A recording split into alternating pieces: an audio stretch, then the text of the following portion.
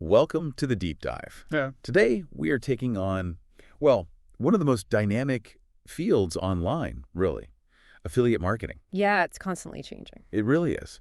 And if you are leveraging your influence, whether you're a big publisher, maybe a niche blogger, or even a social media creator, you probably know that just dropping a link isn't really a sustainable strategy anymore. Not really. Yeah, long term, no. So we're here today to distill the kind of highest impact principles, the things that define success in this space. That's exactly right. Affiliate marketing, at its core, it's about turning that relationship you've built with your audience into income. Right. By pointing them towards solutions, products they genuinely need. But to really thrive today, you need more than just links. You need a blueprint. A plan. Yeah, solid plan. And we aren't talking about, basic tips here. We're talking about the non-negotiables, the real foundations, what we're calling the golden rules. The rules that separate the platforms that last, Yeah. the profitable ones from the ones that just sort of fade away. Exactly. Those short-lived link farms. We want to avoid that. Okay.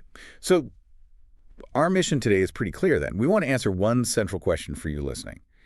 What are the golden rules of affiliate marketing? Mm-hmm. We've looked at strategies, data, advice, covering everything from ethics to content creation, financial stuff, conversion optimization. It's a lot. It is quite a bit to cover. But we have to start, I think, where everything else really rests, right? That bedrock, audience trust.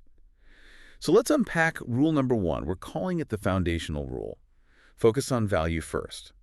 Now, this sounds kind of obvious, doesn't it? It does sound obvious. But when you think about how much money can be involved, those commissions, why is it sometimes so hard for people to, prioritize the audience's needs over the potential paycheck? Well, it's human nature, isn't it? To chase the highest commission, the biggest number. Yeah. But that short-term view, it's fatal in this game. It really is. The core principle has to be solving your audience's problems first, adding genuine value. If you lead with the commission, you're probably going to fail long term. Right. But if you lead with the solution, the commission tends to follow naturally. Think of trust as the absolute foundation, the basement of your whole business. Right, the basement. I like that analogy. Yeah, because without that strong foundation, it doesn't matter how many clever tactics or, shiny marketing tricks you pile on top. It all just crumbles. The whole structure just collapses under pressure eventually. Yeah. Okay, so that really reframes the whole operation, doesn't it? It means conversion isn't just about like a perfectly placed button or a fancy graphic. No. It's about the audience actually believing in the person recommending the product. The trust has to be in both the product and the affiliate. Precisely. Both sides of that coin. Yeah. And the only way to earn that trust, that mandate, is through authenticity. Authenticity. Oh, you absolutely must promote products you genuinely believe in. Things you've tested yourself or you personally use. That's the hard part, isn't it? Mhm. Testing takes time, sometimes money. It absolutely does. And that's the critical differentiator. It's work, but it pays off. When you look at some of the really successful niche affiliates, they often embody this perfectly. Like the e-bike generation example. Oh, yeah. Great example. The founder there, he insisted on writing his own product descriptions for every single bike. He wasn't just copying manufacturer specs. No, he was forced to really understand them. Every component, every battery, the nuances between models. Exactly. And that kind of deep dive, that forces you to speak from genuine experience it comes across. And crucially, it allows you to give balanced reviews. Right, not just hype. Exactly. Credibility isn't built by pretending every product is perfect. No product is perfect. Sure. Credibility comes from laying out the pros and the cons. If you say, look, this e-bike, fantastic for city commuting, but the battery range isn't great if you're planning mountain trips. People respect that honesty. They do. And they're actually far more likely to click your link for that city bike because they know you gave them the straight scoop, the full picture. I see the trap, though. There are always those, fly-by-night products or schemes out there. They often promise incredibly high commissions up front. It must be tempting. Oh, it's definitely tempting, especially when you're starting out. But it's a recipe for, well, reputational suicide. That sounds harsh, but probably true. Promoting low-quality stuff, maybe even scammy products, even if they pay a huge 50% commission, it just torches your reputation instantly. And once it's gone. It's incredibly hard to get back. Your audience feels misled, they waste their money, and guess what? They never come back to your content. You've traded a quick buck for your long-term relationship. It's just not a sustainable business model, period. Okay, so that builds right into the next rule, Rule 2. Maintaining that trust means being upfront legally and ethically. Disclose affiliate relationships promptly and clearly. This one feels, well, non-negotiable. Absolutely non-negotiable. It's a mandate. It's driven by legal requirements, organizations like the FTC here in the States. Right. The goal is simple. Your audience deserves to know if you're getting paid or incentivized to promote something. If you fail to disclose, you're misleading them. And that can lead to serious legal trouble, never mind the immediate loss of trust we just talked about. People sometimes try to be clever with the disclosure language, don't they? Like hiding it somehow. Yeah, they try to bury it or use vague terms. That's completely the wrong approach. You must use clear, simple language. Like what? What are the good examples? Things like advertisement, ad, sponsored, or even just a plain statement like, I earn a commission if you purchase through this link. Stuff that's universally understood. And what should people avoid? Definitely avoid vague shorthand. Yeah. Things like spend, or just a generic collab, those can be confusing. Okay. The rule of thumb is, if the average person scrolling past your content can't immediately tell that there's a commercial relationship, your disclosure probably isn't good enough. And what about placement? We often see disclosures tucked away at the bottom of a really long blog post, where you have to click more on Instagram to even see it. Does that matter? Placement is utterly critical, absolutely critical. The disclosure needs to be prominent, upfront, immediately apparent, right alongside the recommendation itself. So not hidden. Not hidden at all. If someone has to click more to find it, it's too late. That doesn't count. If it's just lost in a huge block of unrelated hashtags, it'll likely be missed. It needs to stand out, be clear, be obvious. Okay, that makes sense. Now, a lot of creators focus on written disclosures. What about video or live streams where things move fast? Great question. For pre-recorded video, you really need dual disclosures. Oh, meaning? Meaning it needs to be audible. You need to actually say something like, this video contains affiliate links, or this portion is sponsored. And it also needs to be visual superimposed on the screen clearly. Because some people watch videos with the sound off, right? And others might just miss a quick text flash on the screen. Using both covers your bases, ensures clarity and compliance. Okay. And live streams, people are popping in and out. Exactly. Live streams are dynamic, so you need to repeat the disclosure periodically, maybe every few minutes, or when you reintroduce the product. The point is, everyone who sees the recommendation needs a fair chance to see or hear the disclosure, even if they only jump in for 30 seconds. It really sounds like the overall message is, be even more transparent than you think you need to be. That's a perfect way to put it. Err on the side of over-disclosure. Okay, so once you've got that ethical foundation solid, that trust built, then you can move into the more strategic execution side of things. Right. And the first big strategic rule, let's call it Golden Rule 3, is absolutely vital for long-term stability. Own the relationship with your audience. Ah, yes. The classic problem of building your castle on someone else's land, right? Relying only on social media algorithm. Exactly. That's the fundamental risk. You're building on rented land. Social media algorithms change constantly, without warning. Your reach, your entire livelihood, could technically be slashed overnight by a platform update you have zero control over. Scary thought. It is. So the best way to ensure long-term growth, stability, predictability, it comes from controlling that line of communication yourself. And in most cases, that means? In, I'd say, 99% of cases, that means building an email list. That list is your direct line. It's an asset you own. No algorithm controls whether your email gets delivered. Okay, so building the list is key. But how do we actually do that effectively? Just asking people to sign up rarely works well, does it? Needs to be a value exchange. Absolutely. You have to offer a compelling reason, an incentive. Add a prominent pop-up box or a clear call to action on your website. Offer something genuinely valuable in return for their email. Like what kind of things work well? Things like a free checklist relevant to your niche, a short, helpful guide, maybe an exclusive discount code they can only get by subscribing. Something that gives them instant value and sets the expectation that your emails will actually be useful, not just constant sales pitches. Gotcha. So beyond the email list, owning the relationship also means listening, right? You mentioned building an active feedback loop. Oh, this is huge. This is often where affiliates stumble upon absolute goldmine opportunities. You need a system, a dedicated way to monitor audience comments, DMs, questions across all your platforms. All of them? Well, wherever your audience interacts, because those direct interactions, they reveal pain points, confusions, struggles, and most importantly, unmet needs that you might be able to solve with an affiliate product. But isn't there a risk of getting bogged down? Monitoring every single comment and DM sounds like it could become a full-time job itself, pulling you away from creating content. Yeah, How do you balance it? It's definitely a balance. You're not necessarily responding to every single thing, but you're looking for themes, patterns, what questions keep coming up, what problems are mentioned repeatedly. Ah, okay, themes, not individuals. Exactly. Look at the Michael Keenan example. He's in the freelance writing space. He noticed his community was constantly asking him for advice on CRM tools, which ones were good for freelancers. And he didn't have a go-to recommendation. Nope. So he took that feedback, saw the recurring need, and took the initiative.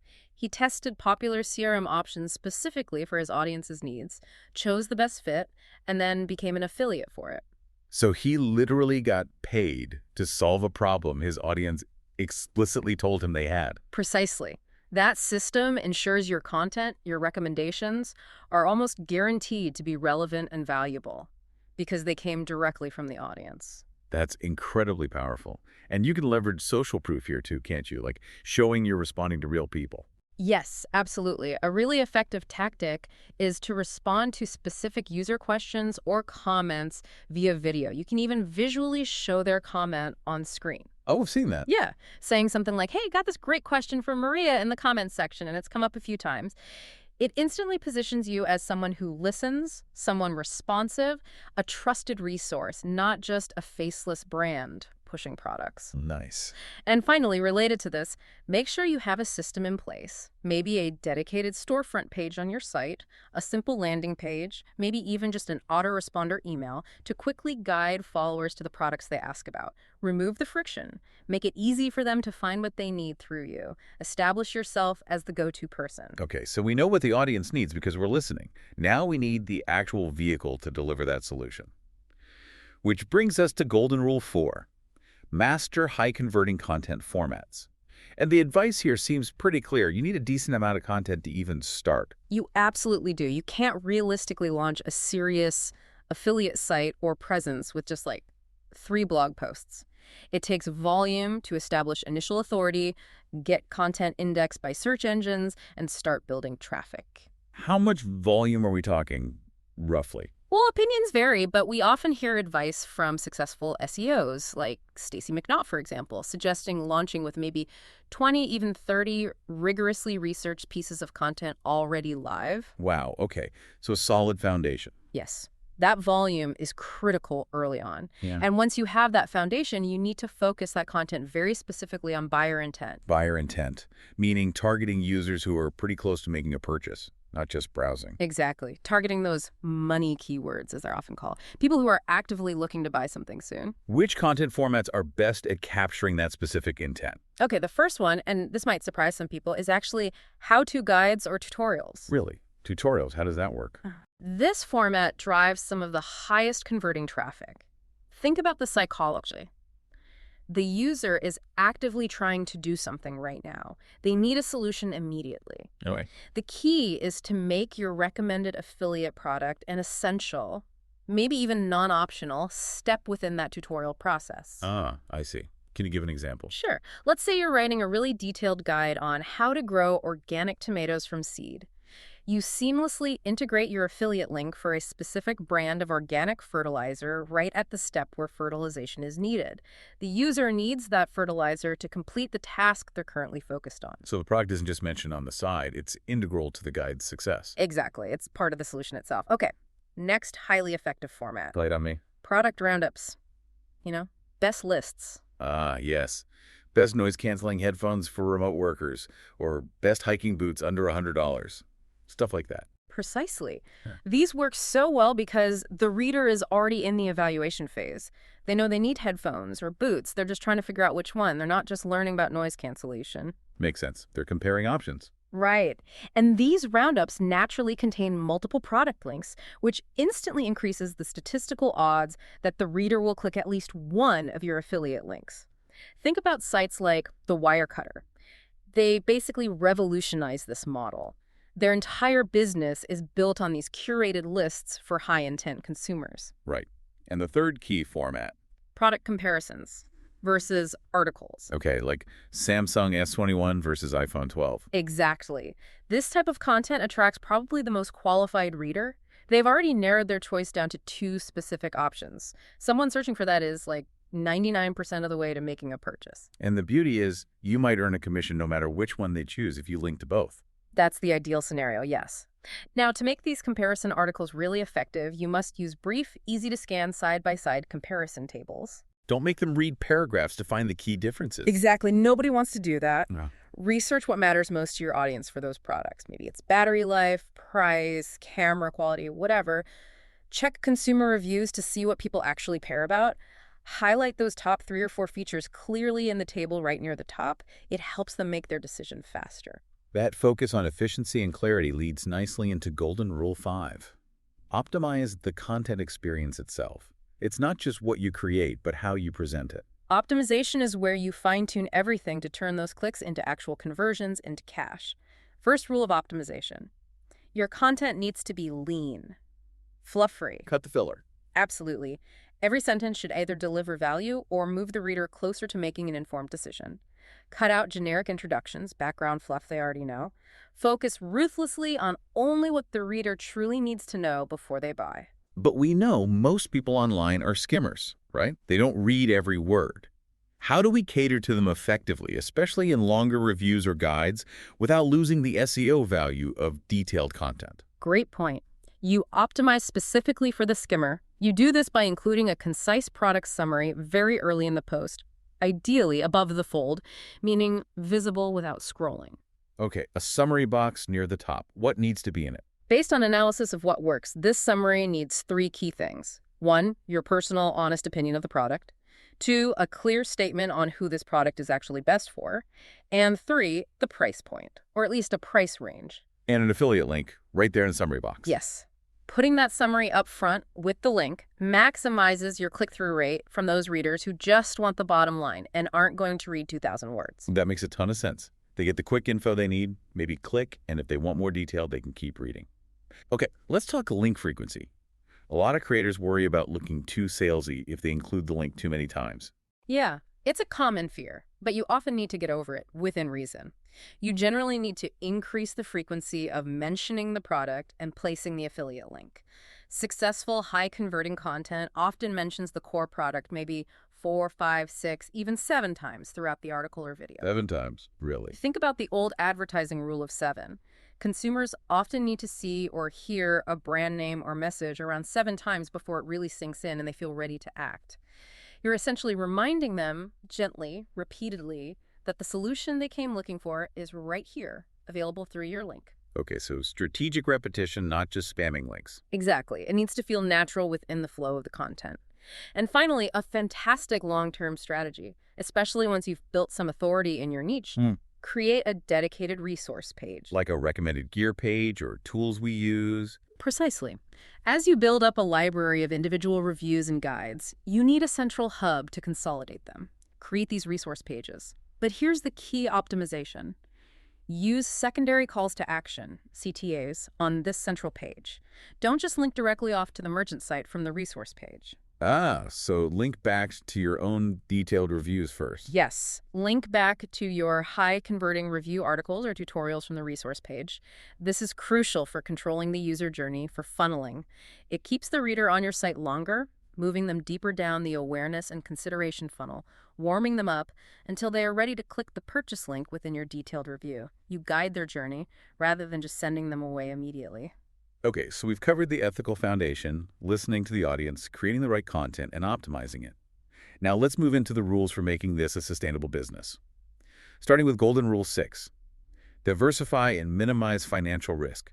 That sounds like one of those rules people often learn the hard way. Oh, it's absolutely learned the hard way. Far too often. Relying too heavily on just one income stream, or worse, just one single affiliate partner, is probably the single biggest vulnerability in this entire business model. Right. The absolute classic cautionary tale, the one every single affiliate should study and remember, is the Amazon Associates Commission cutback in April 2020. Oh, yeah, I remember that. That was brutal for some people. It was devastating. They dramatically slashed commission rates across many popular categories, like home improvement went from 8% down to 3% overnight. Wow. And the worst part, They gave affiliates barely a week's notice. Ouch. So if Amazon was, say, 80% of your income, Your business was basically wiped out overnight by a single decision you had zero control over. That's the ultimate dependency risk. so what's the rule then? How much is too much reliance on one partner? The critical rule of thumb, the one you should constantly monitor, is this. No single affiliate partner should ever account for more than 50% of your total affiliate revenue. Ideally, even less. 50% max. If your biggest partner suddenly cuts rates drastically, or heaven forbid, shuts down their program entirely, you only lose half your income. Which still hurts, obviously, but it's survivable. Right, it gives you breathing room. Exactly. Breathing room to pivot, find new partners, adjust your strategy, and recover. Losing more than 50% overnight, that's much harder to come back from. So how does an affiliate proactively track this and identify the risk? And how does the famous 80-20 rule fit into this diversification strategy? You track it by diligently watching your numbers, your affiliate dashboards, your analytics, and you apply the 80-20 rule, which almost always holds true in affiliate marketing. Roughly 80% of your income will likely come from just 20% of the products you promote. Okay, find the winners. Find the winners. You absolutely must identify that top 20%. Use your data. Once you know what they are, yes, you double down on promoting those winners because they're clearly resonating, but you also use that data strategically to diversify. Meaning, find other partners who sell similar high-performing products. Exactly. Or find partners in related niches that your audience is also interested in. Don't just rely on Amazon for that winning product type. Find 2 or 3 other merchants who sell it too, even if their commission is slightly lower initially. Spread the risk. What about the other 80% of links? The ones generating only 20% of the income? Should affiliates just delete them? Think about the opportunity cost. Yeah, opportunity cost is huge here. You don't necessarily need to delete every single underperforming link immediately, but you absolutely need to deprioritize them. Stop spending active time updating them, promoting them, creating new content around them. Focus your energy. Focus your energy where it gets results. The time and effort you spend trying to squeeze tiny commissions out of low-yield products is enormous. That time is far better spent creating more content around your proven top 20% winners, or researching and onboarding new, potentially higher-paying partners. Let the data drive where you allocate your most valuable resource, your time. Okay, let's shift gears slightly. What about the brand new affiliate? Someone starting with literally zero capital. What's the financial discipline rule for them?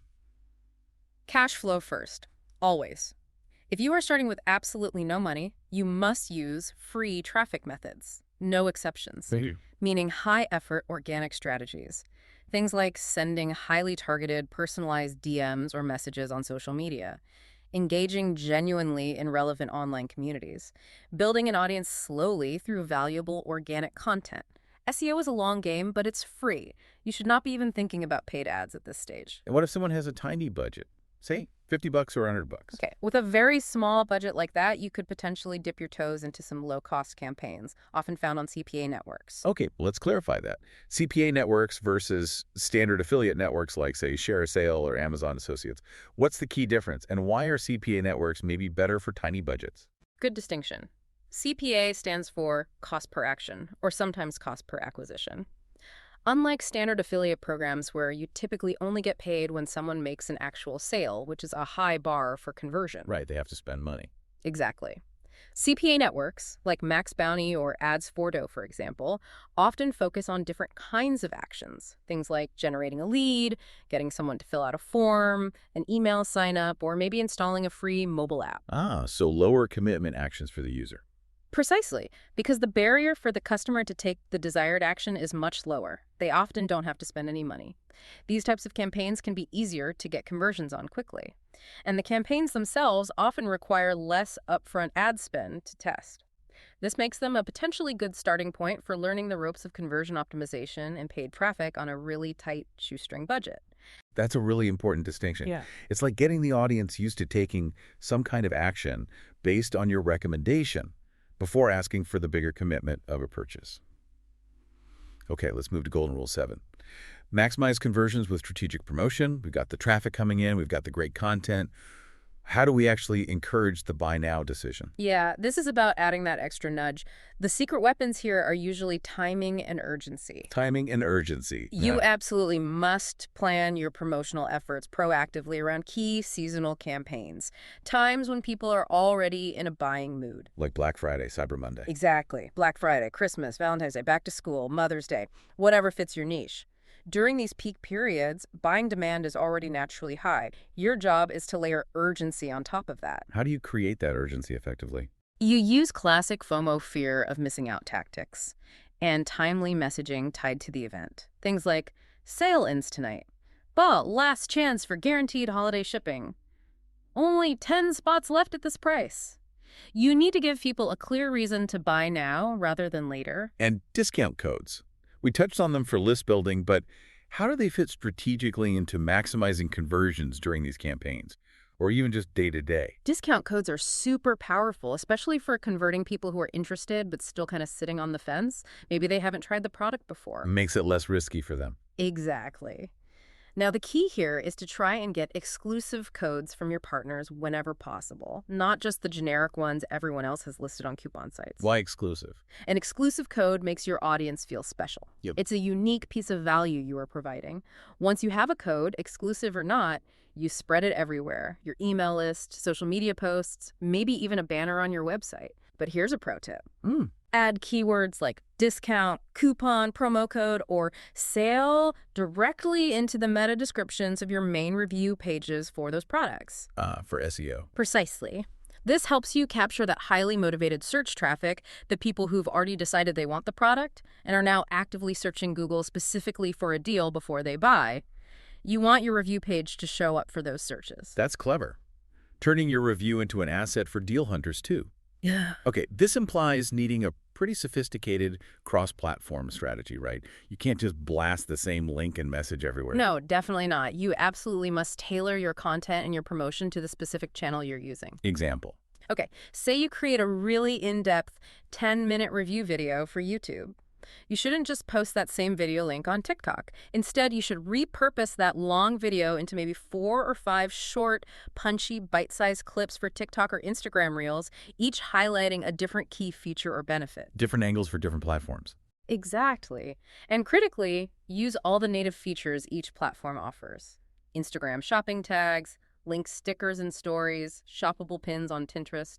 Make it as easy as possible for people to click and buy within the platform they're already using. The goal is to create seamless content journeys. Okay, let's define that term, content journey. What might a typical affiliate journey look like across multiple platforms? Sure.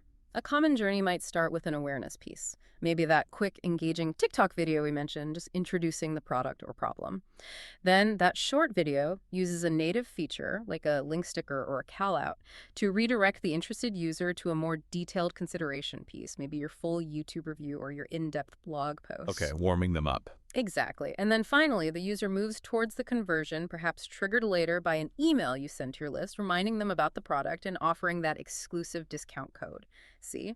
You're guiding the user through a sequence of interactions, building trust and desire along the way, not just relying on one single touch point to make the sale. That makes sense. But all this effort, the content, the journey mapping, Yeah. it's all kind of wasted if the actual final shopping experience is clunky or difficult. Oh, absolutely. Friction kills conversions. Right. You need to make the final step, the actual shopping, completely frustration-free. Rule number 1 here, always show direct links to the specific product page on the merchant's site. Not just their homepage. Never just the homepage.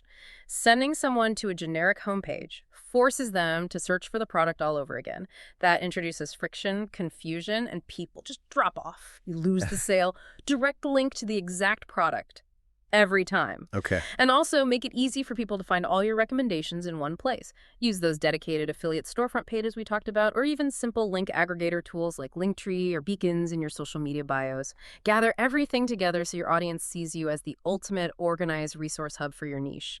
Easy access is key. Okay. Direct links, central hubs. Got it.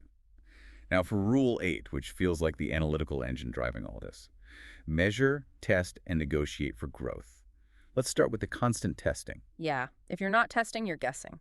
Split testing or A/B testing is absolutely non-negotiable for optimization. You have to continuously test different elements. Like what specifically? Everything, really. Your messaging, your headlines, your call to action button text, the color of the button, the placement of your links, the images you use, your ad copy if you're running ads.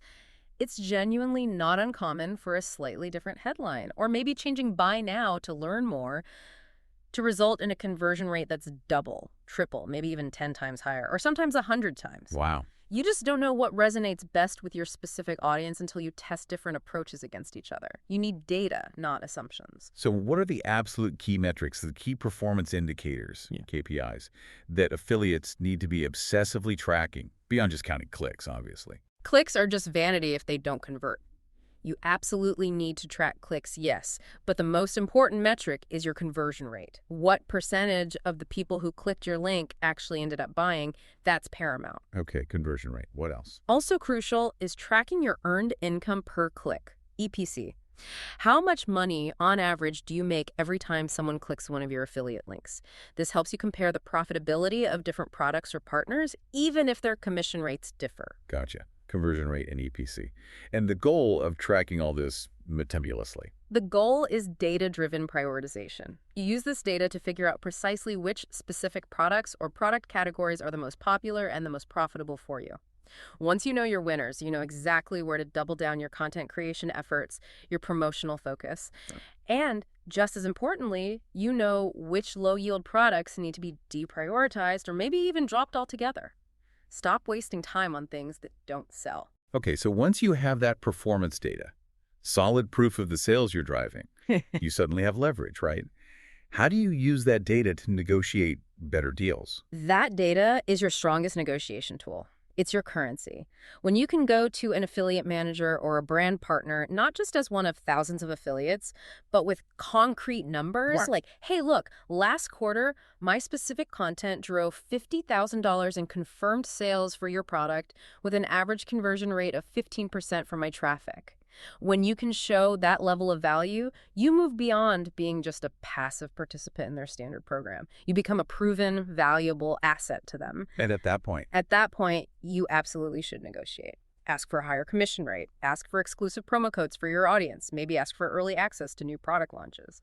This negotiation strategy is usually most effective when you're partnering directly with individual companies, especially smaller or mid-sized ones who really value high-performing affiliates, rather than just relying on the standard fixed rates offered by the huge impersonal affiliate network. Build direct relationships where possible. Yes, use your data to build those stronger, more lucrative partnerships. Finally, let's dive into something a bit more technical, but really critical for fair compensation: attribution models.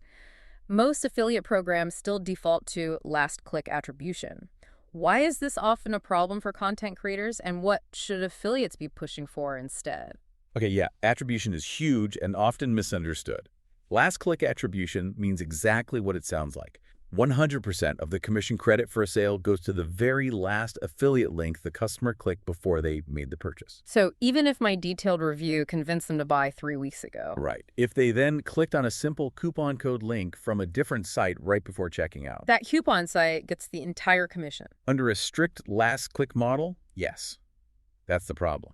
This system significantly undervalues the affiliates who do the crucial hard work at the top and middle of the funnel, the ones building initial awareness, educating the customer, building trust, writing that detailed review that actually convinced them. So the content creator, the educator, often gets shafted in favor of the person who just provided the final click, maybe on a deal site. That's often how it plays out, yes.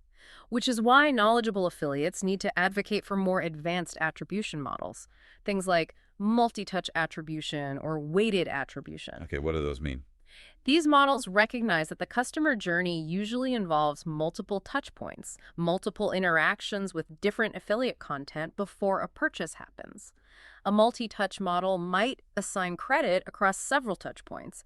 A weighted model might go further and assign different values to different touches. Like more credit for the first touch that introduced the product. Exactly. For example, a weighted model might assign, say, 40% of the commission credit to the first touch, your original review, maybe 20% to middle touches, like if they clicked a link in one of your reminder emails, and the remaining 40% to the final conversion touch, maybe that coupon code link. That sounds much fairer to the person doing the initial heavy lifting.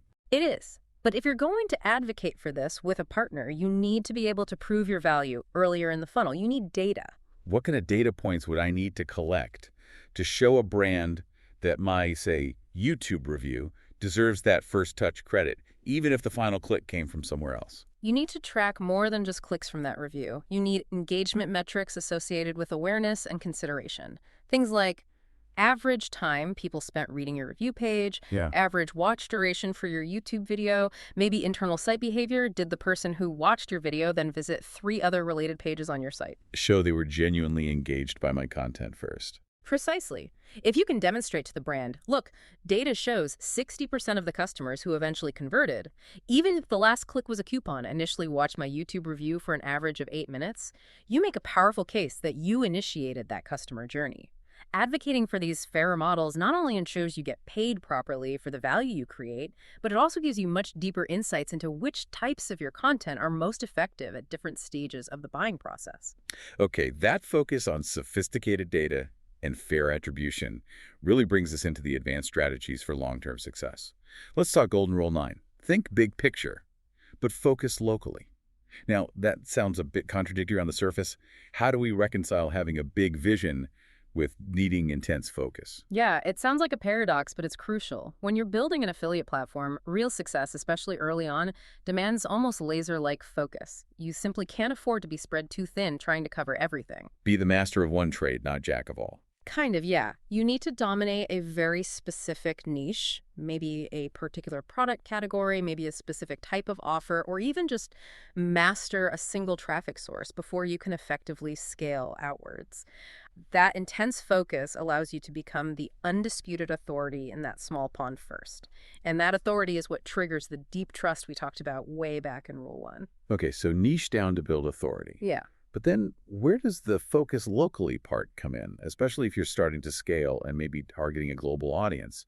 Say your partners use platforms like Shopify, which often get lots of international traffic. Right. In that context, focusing locally becomes a critical conversion requirement. It's about localization, meaning making the experience relevant to the user's specific location. The single biggest point of friction, the biggest conversion killer for international shoppers, is usually seeing prices in a foreign currency. Ah, yeah. If I see prices in euros and I'm in the US, I have to stop, open a calculator. Exactly. It interrupts the buying flow. It introduces doubt and effort. So if you are targeting a global audience, you absolutely must, wherever technically possible, try to link users to country-specific landing pages on your partner's site, pages that automatically display prices in the visitor's local currency. That seems like a small technical detail, but it probably has a massive impact on sales. Huge impact. Removing even minor friction like currency conversion can dramatically lift your global conversion rates. It's often overlooked, but vital for scaling internationally. Okay. What about another advanced strategy for catering to different segments within your audience? Product tiering. Offering options at different price points. Yeah, product tiering can be a very smart strategy once you have an established audience. It means consciously curating and recommending product options for different budgets within your niche. Maybe a premium option, a solid mid-range choice, and a reliable budget-friendly alternative. Why do this? Strategically, it appeals to a much wider segment of your audience. Not everyone can afford the top-of-the-line model. By offering good, vetted options at multiple price points, you increase your potential earning power because you can capture conversions from customers with different budget constraints. But isn't there a risk? If you build your reputation recommending only top-quality stuff, doesn't recommending a budget option potentially damage your credibility? That's the critical caveat. It absolutely carries risk if done poorly. If you decide to implement product tiering, the key is rigorous vetting. Every product you recommend, even the budget-friendly option, must still be a product you genuinely trust, believe in, and would personally use or recommend to a friend. So the budget option can't be junk just because it's cheap. Absolutely not. If that budget option is low quality or unreliable, it will damage your credibility just as much, maybe even more, than promoting one of those high-commission scam products we warned against earlier. The goal of tiering is to offer curated, trustworthy solutions for different price points while maintaining the absolute integrity of your recommendations across the board. Okay, that makes sense. Vetted value at every tier. Finally, we reach the last rule, Golden Rule 10, which kind of feels like the umbrella covering everything else. Treat affiliate marketing as a business and plan legally? This is arguably the most important mindset shift. This is where so many passionate creators or hobbyists unfortunately fail. They treat affiliate marketing like a casual side hustle, something they just dabble in when they feel like it. And it's not. It's absolutely not. If you want real success, affiliate marketing is a business, a real business. It requires dedicated time, consistent effort, strategic commitment, and rigorous execution, just like any other business. More often than not, failure in affiliate marketing isn't because the market is too tough. It's usually due to a lack of a coherent strategy, or simply a failure to put in the necessary work, the execution. You have to allocate resources seriously. Yes. You have to allocate your resources, your time, maybe some money for tools or testing, your focus, just like a dedicated business owner would. It requires discipline. And as that business grows, as the earnings start to become significant, the legal structure becomes really important too, right? What's the standard advice there for scaling affiliates, moving beyond just being a person earning income? Yeah, absolutely. Once your affiliate earnings become substantial, let's say consistently hitting a certain threshold, the standard recommendation is definitely to move beyond operating as just a sole proprietor, or maybe registering a simple DBA, which is doing business A's. Okay, so what's the next step up? The usual next step, and often the most recommended for liability protection and tax flexibility in the U.S., is to incorporate as an LLC a limited liability company. LLC. What's the main advantage of an LLC over just a DBA or being a sole proprietor? The absolute key benefit is the liability shield. A DBA just lets you use a business name, but it offers zero legal separation between your business activities and your personal life. Meaning if the business gets sued. Your personal assets, your savings, your house, your car could potentially be at risk to cover business debts or legal judgments. An LLC, however, creates a distinct legal entity separate from you personally. Ah, the corporate veil concept. Exactly. It provides crucial liability protection. Generally speaking, your personal assets are protected from business debts and lawsuits. Plus, as your income grows, the LLC structure often offers more favorable tax treatment options and flexibility compared to being a sole proprietor. It's really the mark of treating your affiliate income as a serious, legitimate business. So it's about planning ahead for the success you're aiming for and building, protecting yourself. Precisely. And the absolute bedrock of your legal plan, something you need before you even start seriously monetizing, is the basic documentation. Like what? You absolutely must have the essential legal pages on your website or platform. That means a comprehensive privacy policy explaining how you handle user data, and a clear, detailed disclaimer page. That disclaimer should cover your affiliate relationships, earnings potential, limitations of liability, etc.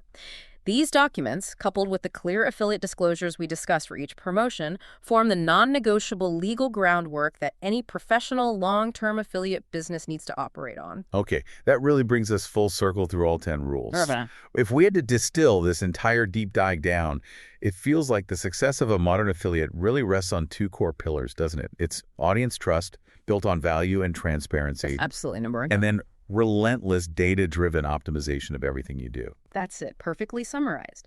Prioritize that audience trust above everything else. Provide genuine value. Be transparent. That's the source of loyalty and repeat conversions. Then, protect yourself by diversifying your revenue streams. Don't put all your eggs in one basket. And finally, execute ruthlessly. Optimize your content based on real buyer intent. Use your analytics. Test constantly, and let the data guide your strategy. Those are the principles that separate the hobbyists from the long-term winners in this space. Well said. So to leave you, our listeners, with a final thought to maybe mull over as you think about optimizing your own affiliate strategies. Right. Given this clear shift we're seeing towards more advanced attribution models, models that actually recognize an affiliate's influence across the entire customer journey, not just rewarding that final click, how might you need to adjust your content strategy starting today to ensure you're getting credit, not just for closing the sale, but for doing the crucial work of introducing the product and building that initial trust with the customer in the first place? That's a great question to ponder. It really forces a shift in focus, doesn't it? Away from just getting the click towards providing genuine, deep value and education right from the very beginning of the journey. It's a necessary evolution for serious affiliates, I think. A necessary evolution indeed.